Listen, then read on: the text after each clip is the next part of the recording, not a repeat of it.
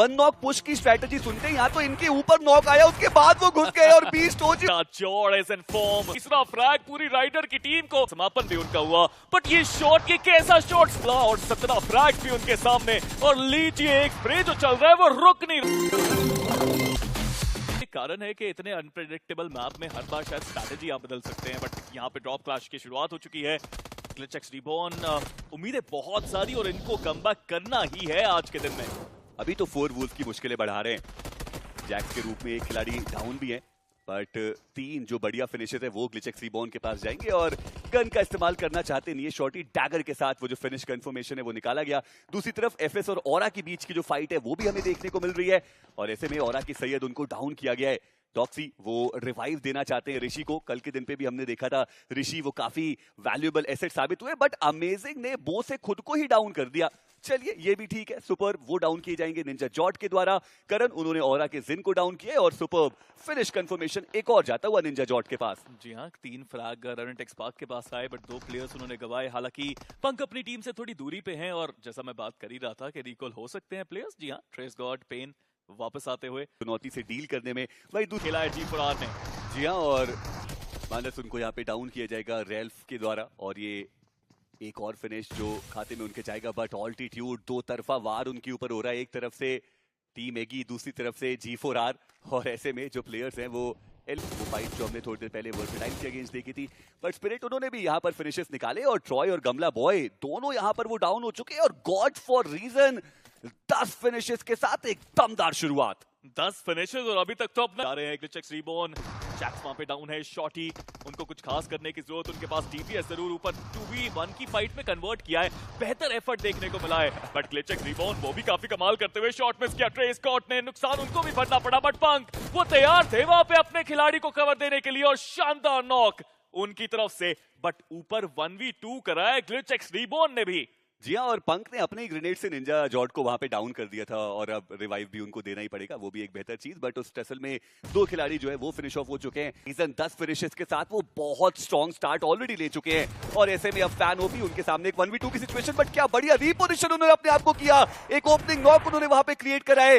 Beast ओजी वो अब एक डिफरेंट एंगल से आना चाहते हैं, but fan OP well tried, but he was not able to survive. कोशिशें कमाल करी जरूर, बट यहाँ पे हाथ में नेट था, फायदा उठा सकते थे स्पिरिट वहां पे उस सीढ़ियों की फाइट का, बट अभी तक कोई रिजल्ट नहीं आया।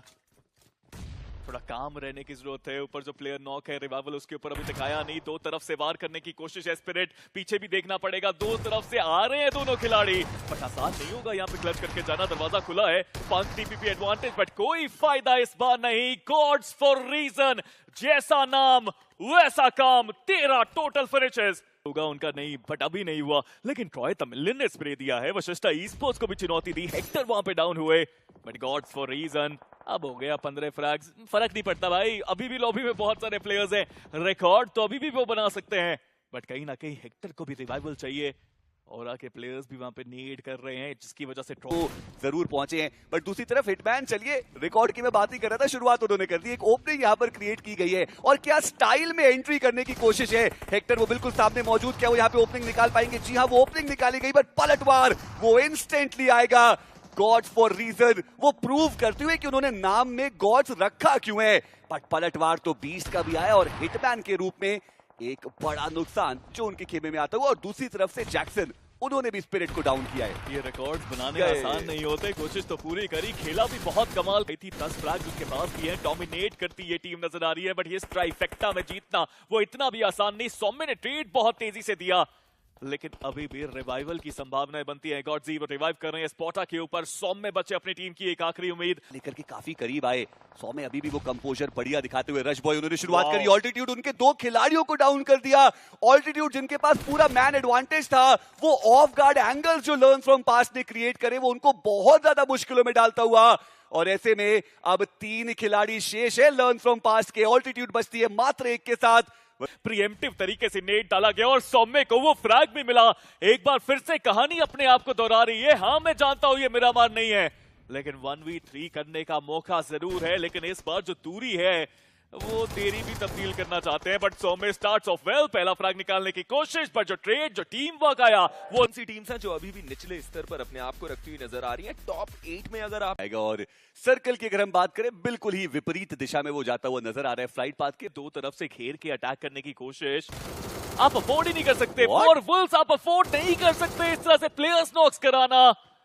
स्पिरिट शानदार स्प्रे, और अभी भी ओपन में वहीं से तो स्प्रे आया था। ये छोटी छोटी गलतियां ही तो डिफाइनिंग फैक्टर साबित होती हैं, और 4 वुल्स पूरी तरह से बैकफुट पे यहाँ पे। देखिए थोड़ा डिफर करूंगा आपसे, ये छोटी नहीं, मुझे तो काफी बड़ी गलतियां यहाँ पे देखने को मिल रही है, क्योंकि इतना ओपन में, वो भी जब आपको पता है कि उसी पर्टिकुलर कंपाउंड से शॉट आया है, फिर भी उसी तरफ पे जाना थोड़ा दिक्कत भरा वो जरा रहा जरूर है। बट अब देखना ये है कि अवनीश वो क्या यहाँ पे कुछ कमाल करके जा सकते हैं। 4 वुल्फ बहुत बड़ी समस्या में, बहुत बड़ी जो मुश्किल है वो अभी उनके सामने मौजूद, क्योंकि अवनीश भी आइसोलेटेड है यहाँ पर। और ये लीजिए कुछ खास मुश्किलें G4R के लिए रहेंगी नहीं, आए और आते ही 4 वुल्फ को इस मुकाबले से बाहर से प्लेयर विंडो पे स्प्रे दे रहा था। लीजिए अगला शिकार भी आ चुका है। गॉड्स फॉर रीजन ने लगता है मुझे अपने नाम को बहुत सीरियस ले लिया है, क्योंकि खेल तो वो गॉड्स की तरह रहे हैं इस लॉबी के अंदर। जी हाँ, god tier game play for sure हमें यहाँ पर देखने को मिलता हुआ। और मिड रोटेशन अभी यहाँ पे पकड़े गए, कोई गले जोन का ये एक ईस्टर्न शिफ्ट जरूर आया, बट जग्स वो एफएस के साथ फाइट लेने के लिए चले गए। सुपर वो ऑलरेडी डाउन है और यहाँ पर ये फाइट जीतनी ही पड़ेगी जग्स को। अमेजिंग एक बढ़िया नॉक उन्होंने निकाला, जो नॉक प्लेयर उनको भी फिनिश करने के लिए वो आगे बढ़ रहे हैं, बट ऋषि वो आगे बढ़ेंगे। नीकू को उन्होंने डाउन किया, और जग्स जो ऐसा लग रहा था कि मैन एडवांटेज के साथ सर्कल के सेंटर पे पहुंच रहे हैं, वो ओपन में रुकना एक बड़ी गलती उनके लिए साबित हुई। और अब मात्र 2 ही खिलाड़ी बचते हैं खेमे में उनके। कुछ तो हुआ यहाँ पे अलग सा। होवरक्राफ्ट से लेके गए, वहां से ड्राइव बाय किया, एक प्लेयर को तो कुचल दिया था उन्होंने, बट उन्होंने एक फाइट की शुरुआत करा दी। अब रेवेंट एक्सपार्क फाइट करना चाहती हैं एफएस के सामने, और नेड्स वहां पे डाले जा रहे हैं, स्मोक करके रिवाइव कर रहे हैं। और ये भी ना एक अलग स्ट्रैटेजी होती है कि आप स्मोक करके पत्थर जो कवर है उसके आगे जाके रिवाइव कर रहे हो, क्योंकि नेड तो पीछे आएंगे ना, ये भी एक अलग चीज। बट जग्स के अमेजिंग वापस आके गाड़ी लेके, कुछ तो हो रहा है इस मैच के अंदर। जी हाँ, देखते हैं कि करने की जो कोशिश है ऑरा और ट्रॉय तमिलियन ई-स्पोर्ट्स, इनके बीच में जो भिड़ंत है वो अब यहाँ पर इनिशिएट होती हुई नजर आ रही है। ऑक्सिन वो ऑलरेडी डाउन है, बट पलटवार वो भी यहाँ पर किया जा रहा है। और लेन उन्होंने शॉकवेव को डाउन किया, ऑरा के सैयद उन्होंने ट्रॉय तमिलियन ई-स्पोर्ट्स के एडन को यहाँ पर डाउन किया है। और ऐसे में हेस्पेरोस वो बचते एकमात्र खिलाड़ी जैक्सन, उनको डाउन किया, और 3 प्लेयर जो नॉकड आउट है उनको रिवाइव देने की भी अपॉर्चुनिटी रहेगी। हेस्पेरोस अपनी टीम के लिए बहुत क्रूशियल वो फिनिशेस निकालते हुए। हर बार ये खिलाड़ी अपनी टीम को बचा के जाता है, बट दूसरी तरफ वशिष्ठा ई-स्पोर्ट्स के सामने VXT की चुनौती आई है। नेट करीब आया और दूसरे नेट से शिकार भी अपने अपोनेंट को बनाया, बट वी के बीस्ट वो अभी भी टिके हुए हैं। क्या उनकी पोजीशन रिवील हो सकती है? श्रेयाम के पास वो नेट तो जरूर है, और वो नेट सही जगह भी जा रहा है, और एक नेट से दोनों नॉक प्लेयर खत्म हो गए। हेक्टर बीस्ट जो बचाने की कोशिश कर रहे थे वो सफलता नहीं मिली उन्हें, बट VXT एक मुश्किल जरूर है उनकी कि उनके कंपाउंड के आगे स्मोक हो रखे हैं। वहीं दूसरी तरफ G4R, मैंने बोला था अटैक करेंगे वहां पे, बट इस बार ये गलती करी, जल्दबाजी करी। हिटमैन जंप करके आने की कोशिश, एनिमेशन में वो प्लेयर फंसा, और घोस्ट फेस उन्होंने आक्रमण बिल्कुल सही किया। बट स्पिरिट एक बार फिर से वो नेड है उनके हाथ में, और नेड के साथ वो तैनात भी थे, लेकिन सही समय पे घोस्ट फेस पीछे चले गए। और आप बस मानसिकता तो देखिए, गॉड फॉर रीजन हम 1 नॉक पुश की स्ट्रेटेजी सुनते हैं, यहाँ तो इनके ऊपर नॉक आया, उसके बाद वो घुस गए, और बीस्ट ओजी उन्होंने वो पहला नॉक निकाला है। बहुत इंपॉर्टेंट मुकाबला ये टीम OSH के लिए, ओवरऑल स्टैंडिंग्स में काफी पीछे हैं वो। और ऐसे में एक और नॉक, और OSH वो समाप्त हो गए, वो रफू चक्कर हो गए इस मुकाबले से। और गॉड फॉर रीजन के खाते में जाता हुआ वो 13वां फिनिश। क्या लाजवाब फॉर्म में खिलाड़ी हमें देखने को मिल रहे हैं। वहीं दूसरी तरफ टीम ऑल्टीट्यूड, अंकों की आवश्यकता इनको बहुत ज्यादा है, बट गेट कीप किया जा रहा है टीम राइडर के द्वारा। Welcome to round 3 gods for reason, क्योंकि 140 का जो मैजिकल आंकड़ा हमने बात करी थी उसके बाद वो जा चुके हैं, बट टीम ऑल्टीट्यूड अब लड़ने की बारी। अब तक बहुत ज्यादा पेशेंस दिखाया है इस टीम ने, बट राइडर मुश्किलें बढ़ती जा रही हैं, because Ninja Jord is in form. पिछले मुकाबले राउंडों में भी 5 फ्लैग निकाले थे इस खिलाड़ी ने, और अभी भी वो स्प्रे रुक नहीं रहे। तीसरा फ्लैग पूरी राइडर की टीम को दूर बैठे बैठे अपने स्प्रे से खत्म किया इन्होंने। और रेवेनेंट एक्सपार्क 158 पॉइंट्स के साथ अब इस लॉबी में मौजूद। जी हाँ बिल्कुल। और देखिए मेरी बस एक दरख्वास्त है, एक ख्वाहिश है मेरी कि निंजा जो है ना वो अपने नाम के आगे जॉर्ड दोबारा लगा ले, क्योंकि वो सूट करता है उनको। जो जनता है हमारी जो भी चैट में देख रही है, कृपया करके ये जो मेरी दरख्वास्त है वो उन तक पहुंचा दे, क्योंकि मैं जरूर चाहता हूं कि वापस से निंजा जॉर्ड लगाए। जॉर्ड टियर गेम प्ले जो वो दिखा रहे हैं, 3 फिनिशेस आए हैं। वैसे आप भी पहुंचा सकते हैं मेरी बात उनको स्पीरो। मैं पहुंचा दूंगा, बट कहीं ना कहीं मुझे लगता है कि वो दरख्वास्त आपको किसी और से करनी पड़ेगी, बिकॉज कैरेक्टर की लिमिट वो पूरी हो चुकी है, इसलिए वो जोड़ अभी उनके नाम के आगे नहीं। बट मेरी दरख्वास्त बहुत छोटी है आपके कंपैरिजन में। मैं तो चाहता हूँ एक फाइट रेवेंट स्पार्क वर्सेस G4R की अगर बराबरी होगी, अब तो आक्रमण किया ही जाएगा। ट्रेस गॉड आगे जाए, पंक भी आगे गए और सीधा ड्राइव बाय का इस्तेमाल करके पहले प्लेयर को डाउन किया। पंक इज देयर, इज रेडी, और इस बार ट्रेस गॉड थे जिन्होंने ड्राइव बाय करके ऑल्टीट्यूड की मुश्किलें बढ़ाई। और अब गॉड्स वो एकमात्र जो खिलाड़ी हैं वो बचते हैं, और देखना ये कि कितनी देर तक वो वहां पे सरवाइव करेंगे। ट्रेस गॉड को आप देखिए व्हीकल लेकर के वो आगे जाते हुए नजर आ रहे हैं। एचपी बहुत कम है गॉड्स की, और चलिए वो जो फिनिश कंफर्मेशन है वो आया, और पंक वो थे जिन्होंने उस फिनिश को सिक्योर किया। ऑल्टीट्यूड इस मुकाबले से 2 फिनिश और 1 प्लेसमेंट पॉइंट के साथ बाहर होते हुए। बट अच्छी खबर ये है कि उनके नीचे की जो टीम्स है ना वो एलिमिनेट हो चुकी हैं, तो उनके ऊपर अब ये खतरा नहीं है कि वो टॉप 8 से बाहर चले जाएं। वहीं दूसरी तरफ टर्मी कमाल का ग्रेनेड, वो तो नेड करके वापस जाने वाले थे, वो नेड से नॉक हो गए तो वापस आ गए, अब तो फिनिश करके जाऊंगा। बट क्या पेन सच में रिवाइवल देने जा रहे हैं, बिकॉज ये बहुत रिस्की काम होगा। अगर यहाँ पे एक और नेड टर्मी का सही जगह पड़ गया, दोनों प्लेयर्स खत्म होने वाले हैं। उसके बाद रेवेंट स्पार्क जैसा मैंने कहा, टर्मी इज जस्ट टू गुड। उनके नेड्स अपना एंगल नहीं मिस करते, अपना एम नहीं मिस करते, उनकी टाइमिंग जो नेड्स की वो कमाल की। नेड जमीन पे लगता नहीं है, हवा में फटता है। Brilliant bye टर्मी। जी हाँ, और ऑलरेडी हमने देखा कि इन 16 टीम पे मौजूद है। अरे कमबैक आएगा तो आएगा कैसे? टॉप टियर जो टीम है वही आपस में फाइट्स करके वही आगे बढ़ती हुई हमें नजर आ रही है। पर चलिए निंजा जॉट इसी बीच सर्विस के द्वारा उनका समापन एफएस के ऊपर पुश करने की कोशिश थी GXR की, और हम यही चर्चा कर रहे थे कि एक ही टीम तो है जो बॉटम से अभी भी सरवाइव कर रही है। बट सुपरमैन ये क्या कर दिया आपने? He is quite literally on fire right now. और ऐसे में अब देखना ये कि ग्लिचएक्स रीबॉर्न क्या वो कुछ एडवांटेज उठा भी पाएंगे? जी नहीं, समापन हो चुका है और top 6 teams of the lobby वही यहाँ पे सरवाइव करती हुई। कुछ अलग ही खेल चल रहा है। पंक ने टर्मी को जरूर डाउन किया, ये बहुत बड़ा झटका, बट इसी के साथ वो ट्रेड भी आया। रेवेंट स्पार्क उनका पतन हुआ, हालांकि पोजीशन के कुछ अंक भी मिले और 8 फिनिशेस भी वो वहां पे लेके गए। वो आगे बढ़ते हुए नजर आ रहे। ग्रेनेड का जो प्रहार है वो आएगा, और एक बढ़िया जो ग्रेनेड है उसका इस्तेमाल किया गया सर्विस के द्वारा। जो ओपनिंग है वो क्रिएट की जा चुकी है, और ऐसे में हेक्सी की बात करें तो वो भी डाउन है। बीस्ट ओजी वो एकमात्र खिलाड़ी यहाँ पर बचते हैं। 1v3 की सिचुएशन उनके सामने, पर एक नॉक के बाद वो कुछ खास करके जा नहीं पाए। और क्या हेडफोन्स नहीं पहने हैं ट्रॉय 17 स्पोर्ट्स के प्लेयर ने? सर्विस वो आगे बढ़े, बट स्टेयरकेस पे ऑलरेडी वो एक खिलाड़ी मौजूद थे। एफएस मोलोटोव भी वहां पे करी गई। स्पिरिट 6 गोलियां उनकी S12K में अभी भी मौजूद जरूर। हेक्से फ्रैग्स दोनों भी भर के निकाले हैं, 7 फ्रैग्स उनके पास, और एक नीड एक मोलोटोव अभी भी है उनके पास। हालांकि लेवल 1 का हेलमेट है, but that need was so good. Ricochet करा के वो नीचे डाला गया। सुपरमैन आखिरी प्लेयर जो अपने पैरों पे, और G4R लग तो रहा है कि एक और चिकन उनके पास जाएगा। 16 फ्रैग्स, ये बैक टू बैक करके दिखाना बहुत मुश्किल, बट सुपरमैन की मोलोटोव काम करके गई है। बट स्पिरिट अब एक 1v1 की फाइट में, एक्चुअली 1v2 की फाइट में फंसे हैं, क्योंकि लेली एफपी के पास है वो 2 प्लेयर्स, और अब गोड़ा जोन का भी एडवांटेज है, और उनको पता है कि एग्जैक्टली जो उनके ओपोनेंट है वो कहां पर मौजूद। और ऐसे में ये लीजिए जो कुछ प्रेडिक्टेबल स्प्रेस थे वो भी करेक्शन बनाएंगे। स्पिरिट एचपी उनकी थोड़ी और कम, और ऐसे में मुश्किल ही लग रहा है। चलिए वो फिनिश देना भी नहीं चाहते। अब रेवेंट स्पार्क भी डोमिनेट करते हुए नजर आई। फिनिशर्स के वुल्फ, टैल्बर, कामेस्की और उसके आसपास का जो बड़ा स्प्लिट है वो रखेंगे, पर सर्कल पूरी तरीके से ईस्टर्न फ्लाइट पाथ। और ऐसे में यही आपस में फाइट करेंगे तो प्रॉब्लम हो सकता है, लेकिन डेड प्लेयर LEFP के हनी को गिराएंगे और डैगर का उपयोग करते हुए उन्हें कंफर्म भी कर दिया जाएगा, क्योंकि एमोस उतने कुछ ज्यादा इस खिलाड़ी के पास नहीं है। मुझे लगता है कि बहुत ज्यादा मुश्किल इनका सर्कल के अंदर पहुंच पाना। फाइट्स उनको लेनी पड़ेगी, और फाइट वो उनको जीतनी भी पड़ेगी। डैमेज दिया गया है सैयद। दूसरी तरफ उन्होंने टीम एगी के रैल्फ को डाउन किया, और अवनीश चलिए उन्होंने शुरुआत करी है। स्पिरिट को वहां पर डाउन किया गया। भालू की बात करें तो एचपी उनकी बहुत ज्यादा कम, और लगातार वो जो व्हीकल है ना वो ड्राइव बाइज करने की जो कोशिश आता है वो चल रही है। ये बेहतर अप्रोच, वो अग्रेशन बढ़िया तरीके से दिखाया गया। और गॉड फॉर रीजन हेक्से पिछले मुकाबले में बहुत उम्दा खेल के गए थे, बट अभी के लिए वो सरवाइव कर पाएंगे या नहीं वो भी देखने वाली बात रहेगी। चलिए नहीं, गॉड फॉर रीजन उनका जो समापन है वो इस मुकाबले से हो चुका है, पर कोई दिक्कत की बात नहीं, क्योंकि 150 का आंकड़ा वो पहले ही पार कर चुके हैं। आज के दिन पे एक अलग ही अप्रोच था, और दोनों ही आसान इस मोड़ पे होने वाला है नहीं।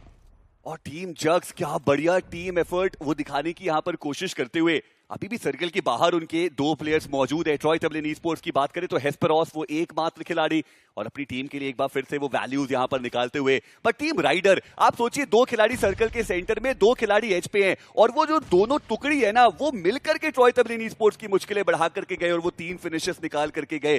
बाकमाल टीम एफर्ट जो राइडर ई-स्पोर्ट्स ने यहां पर अभी तक दिखाया है, पर क्या वो कन्वर्ट कर पाएंगे इस मुकाबले को, ये एक सवाल जरूर रहेगा। अभी के लिए एडवांटेजियस पोजीशन वो राइडर के पास रहेगी। वही बात की जाए जग्स की, मैन एडवांटेज उनके पास मौजूद, और ऐसे में रेवेनेंट एक्सपार्क सर्कल की नॉक नहीं हुए, वो उनके लिए काफी अच्छी खबर है। लेकिन नॉक तो इधर अमेजिंग निकाल रहे हैं, अमेजिंग तरीके से राइडर जो कि पूरे तरीके से फोकस थे रेवेनेंट एक्सपार्क के ऊपर, उन्होंने इसका काफी अच्छे तरीके से फायदा उठाया। बहुत बढ़िया कवर फायर जो अमेजिंग ने दिया, बट स्केल्टन उनके ऊपर वो पलटवार आया है। सुपर्ब उनका ग्रेनेड पंक उनको डाउन किया गया और अब ट्रेस गॉड उनको रिवाइवल करने की जो आवश्यकता है वो रहने वाली है।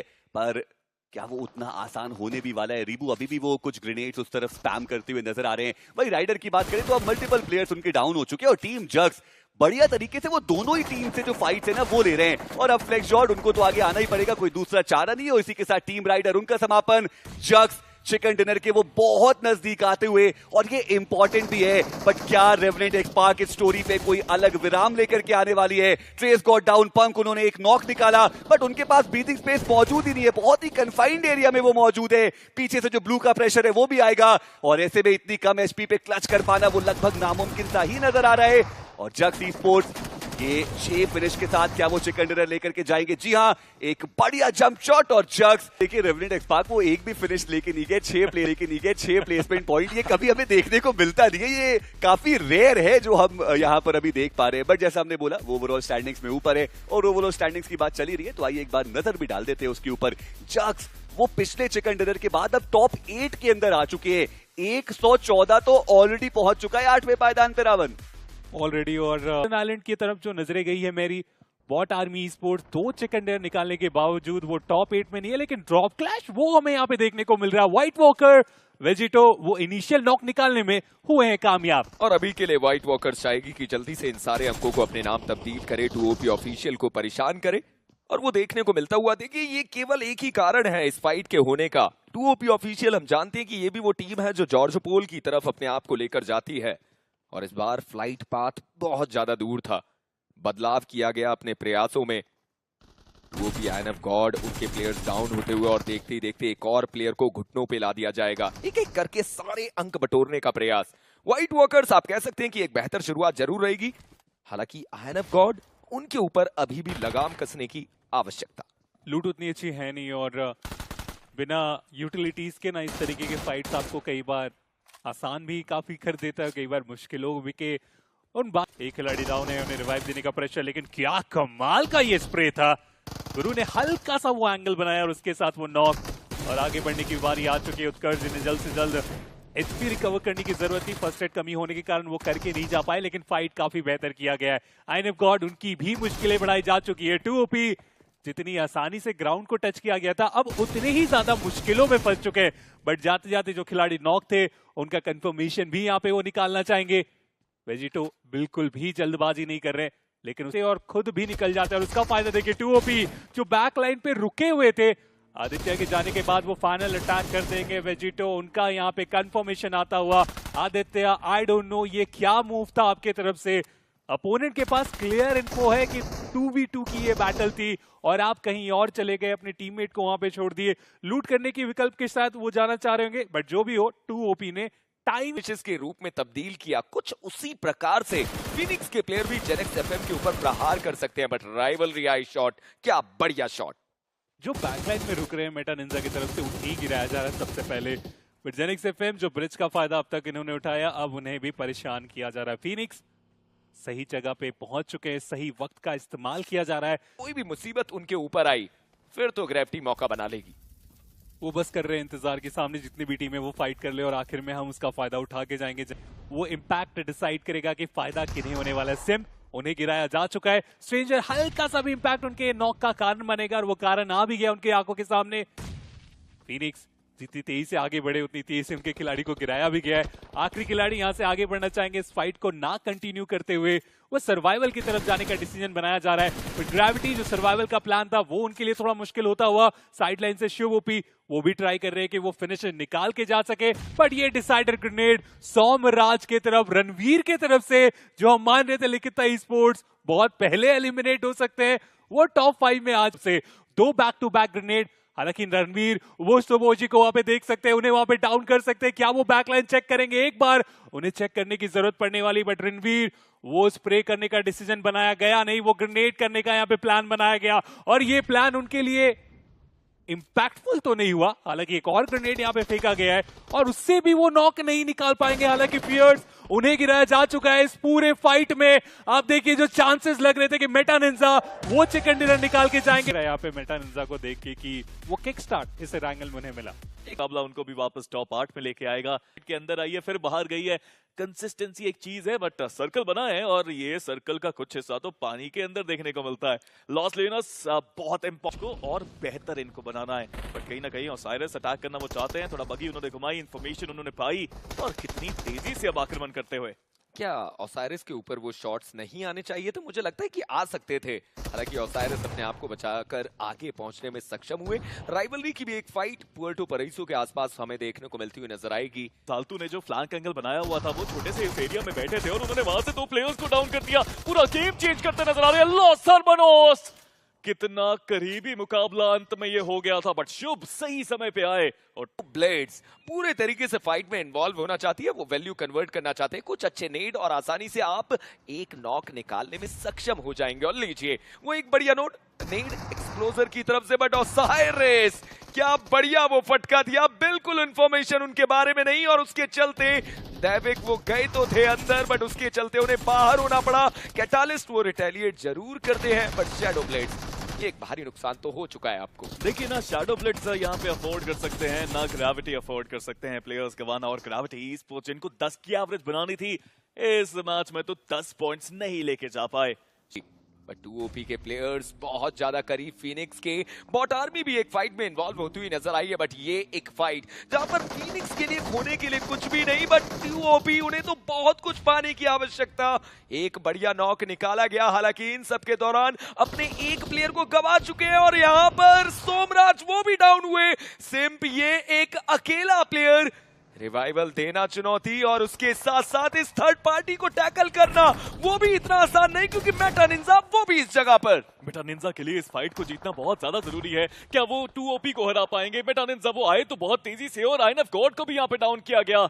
अच्छा नेट, बट दूसरी तरफ शैडो वो भी यहाँ पे डाउन है। एक अच्छा नेट सिम्प की तरफ से। ये प्लेयर हार मानना जानता ही नहीं है। वो फाइट अभी भी चल रही है और उस नेट से भी बाल बाल बचा वो खिलाड़ी। दूसरी तरफ 2OP वहां पे उसके ऊपर हुआ, बट ये शॉर्ट कनेक्शन कुछ खास नहीं। मेटा निंजा अपोलो को मिले वो 2 फ्रैग, बट अपने कप्तान शैडो को गवाया उन्होंने। दूसरे एक छोटे से घर में होल्ड करते हुए शैडो ब्लेड्स नानू, अब ये एक अकेला नेड सिम्प के ऊपर डाला गया, सिम्प को घुटनों पे लाया गया। बट क्या शैडो ब्लेड्स को ये पता है कि यहाँ पर 2 टीम है? कहीं ऐसा ना हो कि इस नॉक को निकालने के बाद आप दूसरे घर में एंट्री कर दें। देखिए फिनिश फीड उन्होंने रीड करी होगी, पता होगा कि यहाँ पे मल्टीपल टीम्स है, बट स्मोकर अकेले जाना नॉर्थ प्लेयर को फिनिश करने के चक्कर में ये बहुत बड़ी गलती साबित हुई। वहां पे एक्सप्लोजर पहले भी बहुत सारे फ्लैग्स निकाले, बट वो नीड सही जगह जा रहा था, जल्दी यहाँ पे फट गया, वरना ये वैल्यू मिल सकती थी। बट दूसरी तरफ फाइट टाइगर फाइनली अपनी क्षमता दिखाते हुए, हालांकि मेटा निंजा के लिए अभी भी बिल्कुल क्लीन यहाँ पे स्वीप नहीं आई है। फ्लैग्स मिले 4 उनको, बट शैडो ब्लेड्स जितनी तेजी से वो आए उतनी तेजी से समापन भी उनका हुआ। बट ये शॉट के कैसा शॉट, स्मोकर कमाल का आक्रमण उनकी तरफ से, बट मेटा निंजा एक बार फिर से एक फाइट में जीत तो मिली, लेकिन आखिर कितनी थर्ड पार्टी हैंडल कर पाएगी ये टीम?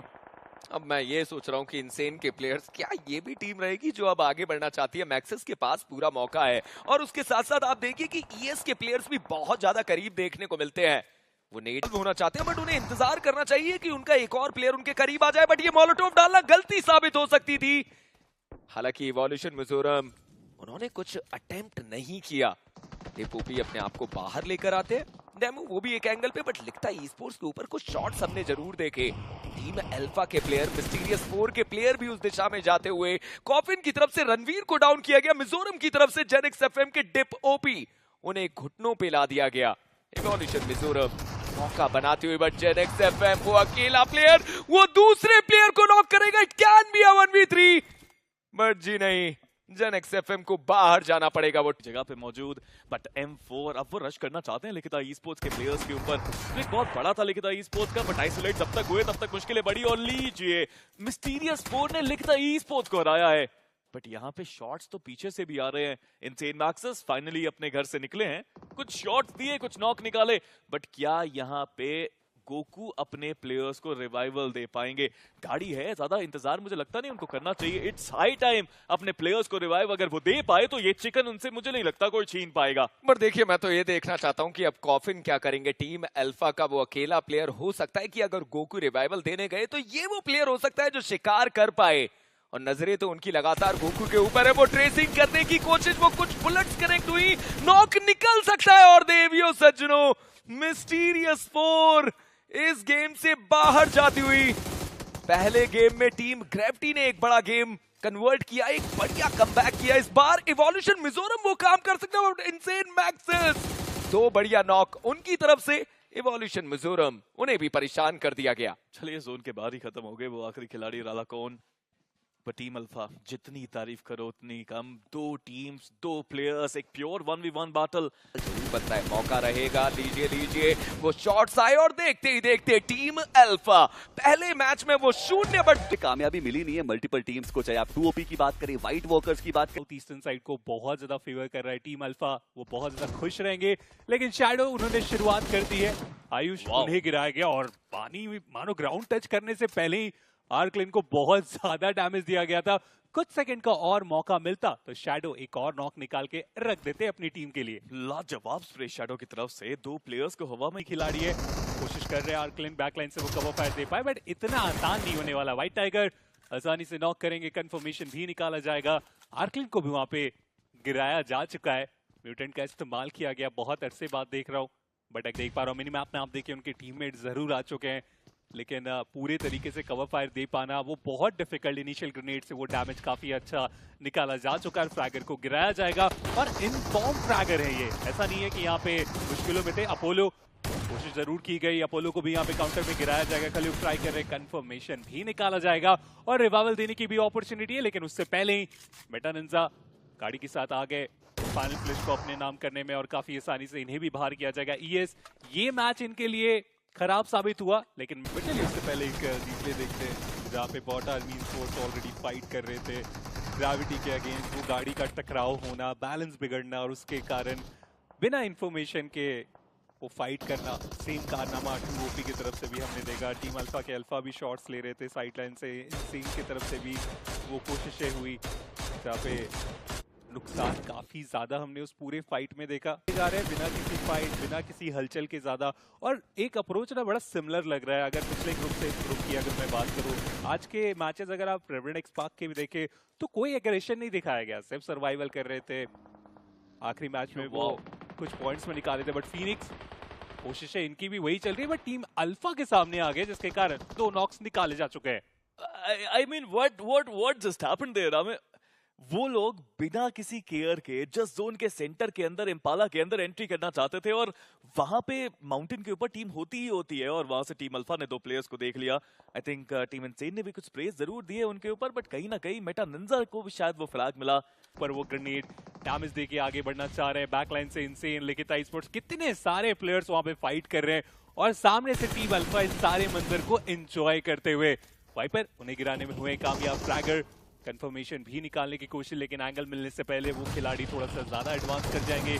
यशु उन्हें एक बार फिर से गिराया जा चुका है। रे बॉट आर्मी स्पोर्ट्स के वाइपर बोलते उनका कंफर्मेशन निकालेंगे, और नमन तो मानो वो ठान चुके कि जितने मौके मिलेंगे उतने फिनिशर निकालेंगे। ये बहुत एक रिस्की मूव था, बट टीम इनसेन और बॉट आर्मी के बीच में कंपटीशन चल रहा है कि टॉप 8 में कौन रहेगा। इन दोनों टीम में से बस एक ही रह सकता है, और लग तो रहा है इस मैच के बाद वो बॉट आर्मी है जो रहेंगे टॉप 8 में, क्योंकि अर्नी अभी बचे हुए हैं, but mysterious 4 they are still there. उनके लिए चिकन निकालना जरूरी, बट टीम अल्फा तो ऐसा लग रहा है किसी को इस मुकाबले में टिकने देंगे ही नहीं। 14 फ्रैग्स निकाल चुके हैं, 14 को 15 कीजिए।